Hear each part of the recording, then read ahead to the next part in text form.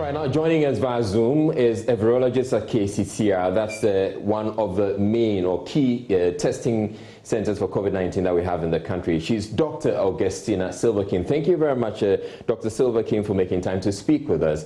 So, before we had actually called you to speak with you regarding the decision by the Ghana Tourism Authority to say that drinking sports could actually resume operations. But I want to pick your thoughts on what is happening in Obuasi right now. To the extent that we're having the assemblies say that they're contemplating a lockdown of a sort in the two municipalities. What do you say about that? Yes, good evening, Israel, and warm evening to your cherished listeners and viewers. Indeed, I mean, I have heard people in Obuasi and its environs calling for a lockdown. It's a welcoming news, but my point is that even if people are calling for a lockdown, I think we should also look at ourselves as individuals. Those living in Obuasi, how are they contributing to the spread of this particular virus? Because, look, we can declare a total lockdown or a partial lockdown. That's excellent. But at the end of the day, how are they also contributing to the spread? Because of course, when you are looking at whether to lock down or not to lock down, or to even ease restrictions and so on and so forth, you are interested in the number of cases you are reporting. So we see that now in Ashanti region, Obuasi seem to be trending in terms of the number of cases, severity of cases, I'm not very sure. And then importantly, the R0. But in the absence of the R0, we may want to look at the number of cases. Indeed, the cases are soaring.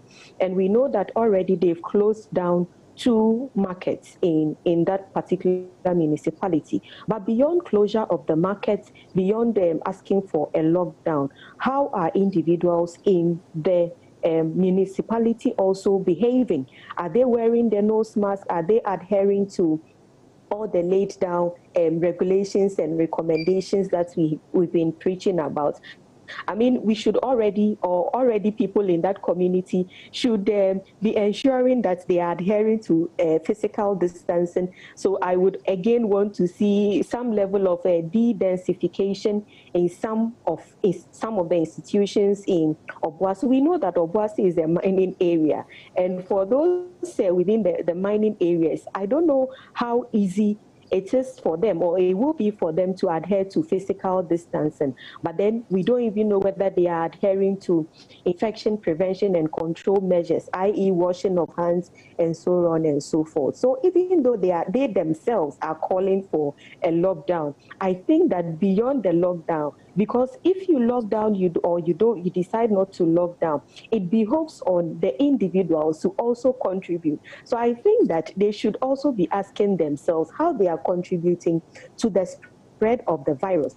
Now, if they know how they are contributing to the spread of the virus, I guess they will also be able to put in those mitigation measures. So if we know, or they know, that it is because they are not wearing masks, then the other measure would be for everybody to wear masks. If they are not adhering to the physical distancing in their market, because I think I read from one of the websites that 2 traders, a couple actually, they tested positive. They were sitting in the market and they were selling. We don't know whether they were in nose masks. We don't need to know really, because now we know that they tested positive, and so chances are that they may have spread this particular virus. So I think beyond locking down and not locking down, we should gradually be looking at our contribution, individual contributions to the spread of the virus, as well as to limiting the spread of this particular virus.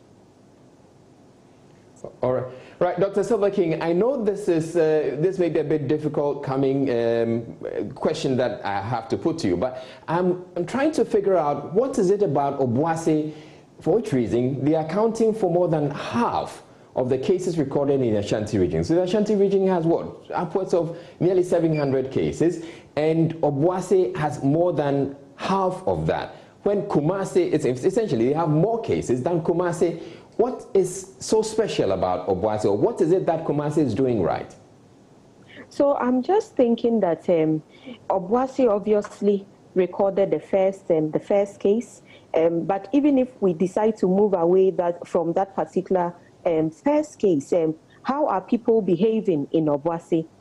We know that they move to and fro. They don't just move to Kumasi, but I'm sure if people are trading, then they may move even across. So a lot of inter-district, inter-regional movements, travels. Chances are that a number of them may have even picked the virus from the Greater Accra region. We don't know. So if we have a catalog of all the cases, then chances are that we may be able to identify how come Obuasi seem to be the so-called hotspots. And of course, we also know that it is a mining area, and if you want to mine, you need to be in groups or gatherings. And we know that similarly, like you having a child attending a crèche or a kindergarten, where as soon as you realize that son or daughter of yours comes home with a runny nose, you decide to visit the class of your child, you realize that quite a number of children may also be down with a runny nose. So it's the same scenario. If people are gathering, moving together or meeting together in that particular region, then of course the virus only needs people to move the virus. So I guess we may want to delve deeper into why Obuasi seemed to be the lead in terms of the number of confirmed cases within in the Ashanti region. But of course, I honestly need to comment. Again, chances are that maybe in Obuasi, they are also doing aggressive testing and aggressive contact tracing, because once you test, contact tracing, so once you test, you would find. So if you are doing testing aggressively and doing contact tracing aggressively, then chances are that your numbers may also go up. So a lot of dynamics pertaining to why Obuasi may be the so-called epicenter within the Ashanti region of Ghana. All right, now, Dr. Silva King, finally, I know that the Ghana Tourism Authority initially put out this directive and said that drinking bars could resume operations. Now, the ministry, which is the supervising ministry, has come back to say that no, that can't happen. That clearly should make you happy. Excited, I am so. In fact, when I saw the circle, I was like, what is going on here? But then when I saw the second notice, I was like, oh, okay, so they've seen it, they've realized that this is a no-go area. And so I guess all of us are excited that at least every single measure the president decided to put out, we are all going to abide and adhere by those measures. All right. All right. Thank you very much, Dr. Augustina Silva King. Dr. Augustina Silva King is a virologist at KCCR. Thank you for joining us to share your thoughts with us. You're watching Joy News from Witty.